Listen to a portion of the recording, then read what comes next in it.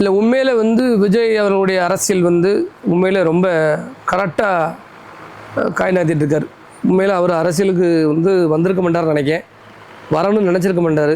தேவையில்லாமல் இந்த 2 கட்சிக்காரன் சேர்ந்து அந்த ஆள்கிட்ட வம்புழுத்து கரைச்ச பண்ணி பல விஷயங்களை பண்ணவே அந்த ஆள் டென்ஷன் ஆகி கூட இனிமேல் விடக்கூடாது அப்படின்னு சொல்லிட்டு கட்சிக்கு நேராக அரசியலுக்கு வந்துட்டாப்புல. அரசியலுக்கு வந்திருக்காரு. இன்றைக்கி பேச்சு இன்றைக்கி அவர் சின்ன பிள்ளையிலேருந்து ஒரு சினிமா நடித்ததுனால அந்த டைலாக் பேசுகிற பற்றியெல்லாம் அவர் பேச்சை மாற்றிக்கிடணும்னு நான் என்னோட இயற்கையாக பேசணும் மக்கள்கிட்ட அப்படின்னு என்னை போன்றவர்களுடைய ஒரு ஆசை. விஜய் இயற்கையாக பேசணும், சினிமா டைலாக் பேசுகிற மாதிரி பேசக்கூடாது அப்படின்ட்டு நினைக்கிறேன். ஆனால் உண்மையிலே அவரோட இன்றைக்கி ஃபீல்டில் இருக்கக்கூடிய ஒரு மனிதர்.